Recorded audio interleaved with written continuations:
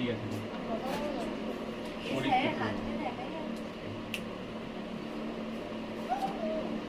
বইটা পারবো, খাতা পারবো লাগবে। তড়িৎ ক্ষেত্র পড়তে গেলে যেগুলো ধরো প্রথমে দরকার, তড়িৎ জিনিসটা কি, এটা ভাঙলে জিনিসটা হয় তড়িৎ প্লাস ক্ষেত্র। তড়িৎ মানে অ্যাকচুয়ালি কি আধান, তড়িৎ মানে কি আধান, আর ক্ষেত্র মানে কি এলাকা, এলাকা বা জায়গা, তাই তো। তড়িৎ ক্ষেত্র মানে আধানটা যে এলাকার মধ্যে থাকে সেটা হচ্ছে তড়িৎ ক্ষেত্র। তাহলে আধানটাকে জানতে হবে। তাহলে আধান কত প্রকারের হয়, আমরা আধান কত প্রকার জানি, প্রথমত দুই প্রকার। একটা কি ধনাত্মক আধান, আর একটা ঋণাত্মক আধান, পজিটিভ চার্জ আর নেগেটিভ চার্জ। তো আমরা এই যে ধনাত্মক আধান যাকে আমরা প্রোটনই বলে থাকি, আর যেটা নেগেটিভ আধান বা নেগেটিভ চার্জ ঋণাত্মক আধান সেটা কি বলি আমরা, ইলেকট্রন বলি। ওকে, তাহলে এটুকু পরিষ্কার। আধানটা যে জায়গার মধ্যে থাকে তাকে আমরা কি বলি, তড়িৎ ক্ষেত্র বলি। আধান কত প্রকারের, প্রধান দুই প্রকার, একটা ধনাত্মক আধান যে বা প্রোটন, আর একটা নেগেটিভ আধান বা ঋণাত্মক আধান সেটা কি ইলেকট্রন। এবার এগুলোর মান কত, একটা মান থাকতে হবে। তো তো এর মান কত করে না, 1.6 × 10⁻⁹ কুলম। এটা ধনাত্মক বলে এটা প্লাস, আর ঋণাত্মক বলতে একই মান জাস্ট মাইনাস, -1.6 × 10⁻⁹ কুলম। ঠিক আছে, এই অবধি হলো। তাহলে আপাতত আরেকটা জিনিস নতুন জানলাম, এর মানটা কত করে। এইটা যে মান, কতগুলোর মান, একটা করে, মানে একটা প্রোটনের ভ্যালু, একটা প্রোটনের চার্জ কত এইটা, একটা ইলেকট্রনের মান কত এটা। এখন এই আধানের যে পরিমাপটা করবো তার দুটো পদ্ধতি আছে, একটা কুলম্বিয়ান পদ্ধতি, কুলম্বের এককে লিখেছি, আরেকটা পদ্ধতি বা এককটা কি, একটা ইএসইউ একক। পুরো কথা কি, electrostatic unit, ESU, electrostatic unit.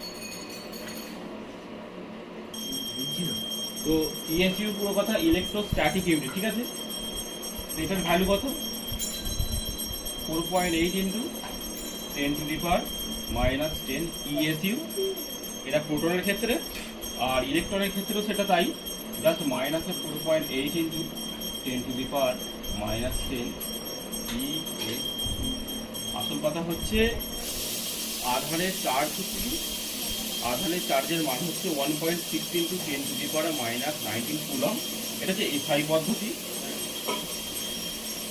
আর সিজিএসে কি 4.8 × 10⁻⁻10 ইএসইউ। এই অবধি হলো মানটা, ঠিক আছে। এই মানটা হচ্ছে 4.8 × 10⁻⁻10 ইএস, ঠিক আছে।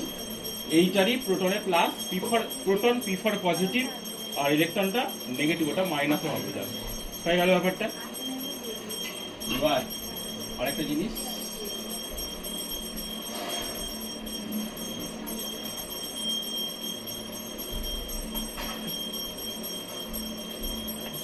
একটা জিনিস কি, এই কুলম আর ইএসইউ এর মধ্যে সম্পর্কটা কি, কুলম আর ইএসইউ এর মধ্যে সম্পর্কটা কি, এইটা আমাদের জানতে হবে।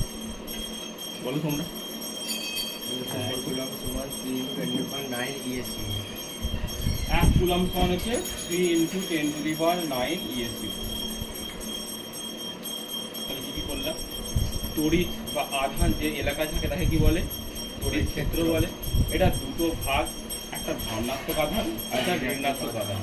ধনাত্মক আধান মানে প্রোটনের চার্জ, ঋণাত্মক আধান মানে ইলেকট্রনের চার্জ। দুটো চার্জের মান এক, এটা কত, 1.6 × 10⁻⁻19 কুলম। এটা এসআই পদ্ধতিতে। আর সিজিএসে কি 4.8 × 10⁻⁻10 ইএসইউ। এটা ধনাত্মক আধান হলে প্লাস হবে, ঋণাত্মক আধান হলে মাইনাস হবে, পরিষ্কার পুরো। আর একটা কুলম আর ইউএসসি এর মধ্যে সম্পর্কটা হচ্ছে 1 কুলম সমান 3 × 10⁹ ESU, 3 × 10⁹ ESU। এরপর যেটা জানতে হবে সেটা হচ্ছে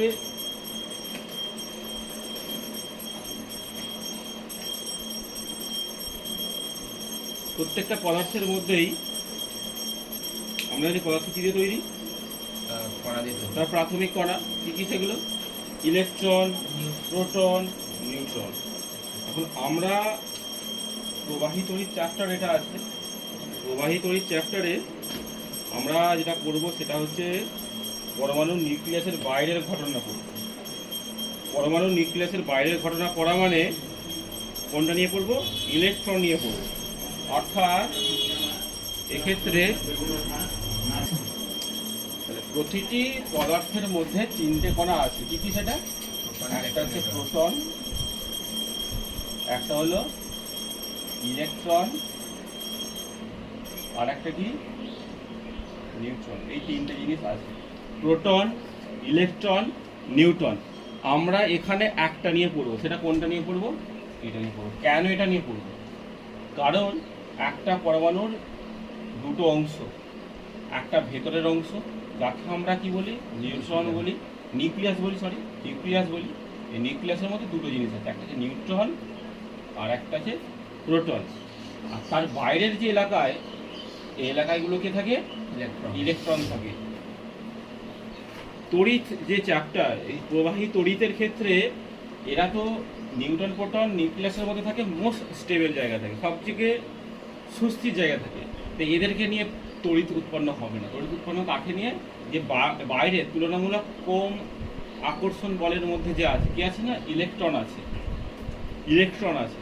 তো ইলেকট্রন যদি বাইরে বেরিয়ে হয় কি করে হচ্ছে, একটা ইলেকট্রনের চার্জ আমরা পড়লাম, তো এই যে বললাম এর জন্য দায়ী কে, ইলেকট্রন। মানে আমাদের প্রবাহী তড়িতের জন্য যে মূলত দায়ী সেই লোকটার নামই হচ্ছে কি, আমার এই ইলেকট্রন।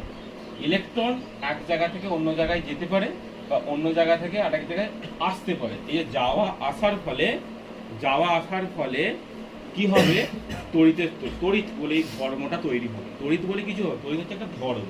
এই ইলেকট্রনের যদি স্থানান্তরণ হয়, মানে তার যদি স্থানান্তর ঘটে, এক জায়গা থেকে অন্য জায়গায় যায়, তখনই আমার এই তড়িৎ তৈরি হবে। দেখা যায়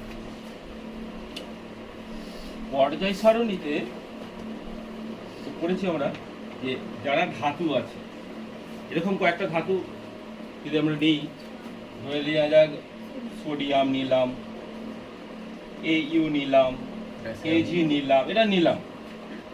তো এদের ক্ষেত্রে আমি যদি সোডিয়াম স্ট্রাকচার আঁকি, এই মাঝেরটা যদি নিউক্লিয়াস হয়, প্রথমটায় কটা আছে, দুটো ইলেকট্রন, তারপরটা কটা আছে, 8টা, 1 2 3 4 5 6 7 8, আর এরপরটা কটা আছে, আর একটা আছে। বিষয়টা কি দাঁড়াচ্ছে, এটা নিউক্লিয়াস হয়ে যায়, এটা নিউক্লিয়াসের পুরো জাস্ট একবারের ভিতরে একটা সেন্টার, কেন্দ্র। এখান থেকে এর দূরত্ব, এখান থেকে এর দূরত্ব, এখান থেকে এর দূরত্ব, কার দূরত্ব বেশি, এইটার। এর 3 নম্বর যে অরবিট আছে এর দূরত্ব বেশি। এর যদি দূরত্ব বেশি হয়, আমার এখানে নিউট্রন তো কি জানি, নিস্তড়িত, প্লাস নয় অথবা মাইনাস নয়, প্রোটনটা পজিটিভ, এর হোল চার্জটা কি হয়, পজিটিভ, নিউক্লিয়াস পজিটিভ হয়, ইলেকট্রন কি হয়, নেগেটিভ হয়। বিপরীত আধান পরস্পরকে কি করে, আকর্ষণ করে, আর সম আধান পরস্পরকে কি করে, বিকর্ষণ করে। তাহলে এটা এখানে দাঁড়াচ্ছে, তাহলে নিউক্লিয়াস ইলেকট্রনগুলোকে টানবে, তো কাকে টানবে, কাকে ছাড়বে, দেখো। তাহলে এইটা এর কাছে আছে, তাহলে এইটা কাছে থাকা তো এর প্রতি এর যে আকর্ষণ বলটা, তাহলে এক্ষেত্রে আমার এই নিউক্লিয়াস থেকে কাছের যে ইলেকট্রনটা আছে এর প্রতি আকর্ষণ বলটা বেশি হবে। 2 নম্বর অরবিটে যে ইলেকট্রন আছে, যে কোনো একটা ইলেকট্রনের প্রতি ধরে নিচ্ছি তার আকর্ষণ বলটা তুলনামূলক কম হবে। 3rd অরবিটে যে আছে, এই যে এর প্রতি আকর্ষণ বলটা তুলনামূলক অন্য দুটোর থেকে আরো কম, সব থেকে কম হবে। যাকে কম আকর্ষণ, মানে সামনে কম বল দিয়ে টানছে, তাহলে সহজে তাকে বাইরে বের করা খুব সহজ। তাহলে এই ইলেকট্রনটা সহজে বাইরে বেরিয়ে যেতে পারবে। আর এই ইলেকট্রন বেরিয়ে গেলে তখন সেটা কি তৈরি হবে? Free electron. কি হবে? Free electron. এই মুক্ত ইলেকট্রন যে তৈরি হলো, মুক্ত মানে আর কোনো বাধা নেই, এবার কি করবে? এই পুরো যে পরমাণুটা ছিল তার সারফেসে, তার পৃষ্ঠতলে ঘুরে বেড়াবে এই ইলেকট্রনটা। এবার এইদিকে ঘুরে বেড়াচ্ছে, ঠিক আছে? আমি জাস্ট দেখাচ্ছি ঘুরে ঘুরে বেড়াচ্ছে এটা। তাহলে এইটা যদি ঘুরে বেড়ায়, তাহলে এই যে একটা জায়গাতে বেরিয়ে এলো, এবার এইটা হবে পরমাণুর বাইরে যদি বেরিয়ে যায়, তাহলে ইলেকট্রন বেরিয়ে যাওয়াকে আমরা কি বলি? তার ফলে যে তড়িৎ বস্তু তৈরি হয় তাকে আমরা বলি ক্যাটায়ন। তাহলে সঙ্গে সঙ্গে ক্যাটায়ন তৈরি হয়ে গেল। বুঝে গেল? মানে এটা একটা তড়িৎগ্রস্ত পরমাণু তৈরি হয়ে গেল।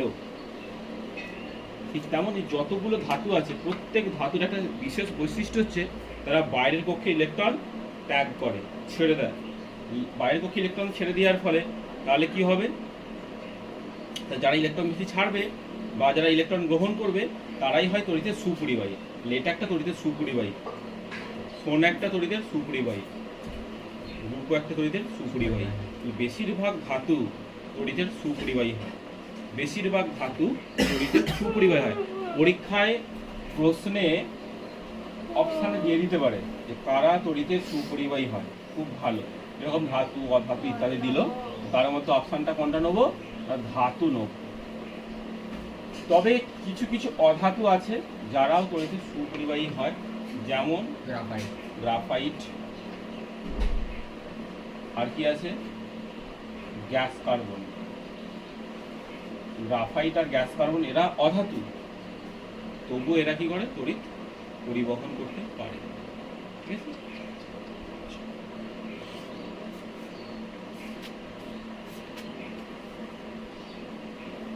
আর তাহলে যারা তড়িৎ পরিবহন করতে পারে না তাহলে কি বলবো? কুপরিবাহী। তড়িতের কুপরিবাহী। যারা তড়িৎ পরিবহন করতে পারে মানে যাদের মধ্যে ইলেকট্রন, মুক্ত ইলেকট্রন চলাচল করতে পারে, তারা তড়িতের সুপরিবাহী। যেমন কয়েকগুলো ধাতুর নাম: সোনা, রূপো, তামা, কয়েকটা অধাতু, গ্রাফাইট, গ্যাস কার্বন ইত্যাদি। ঠিক আছে? আবার কয়েকটা সংকর ধাতু, কাঁসা, ব্রোঞ্জ, এরাও পারে, এরাও তড়িতের সুপরিবাহী। আর তড়িতের কুপরিবাহী কারা? যাদের মধ্য দিয়ে মুক্ত ইলেকট্রন চলাচল হয় না, তড়িতের পরিবহন হয় না। যেমন কাঠ, ইট, পাথর ইত্যাদি জিনিসগুলো হচ্ছে আমার কি? তড়িতের কুপরিবাহী। আর একটা জিনিস আছে, তারা কি? অর্ধ পরিবাহী।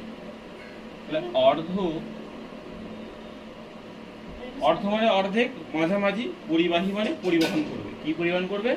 ইলেকট্রন পরিবহন করবে। যারা মুক্ত ইলেকট্রন মোটামুটি পরিবহন করতে পারে তাদের কি বলবো? অর্ধ পরিবাহী।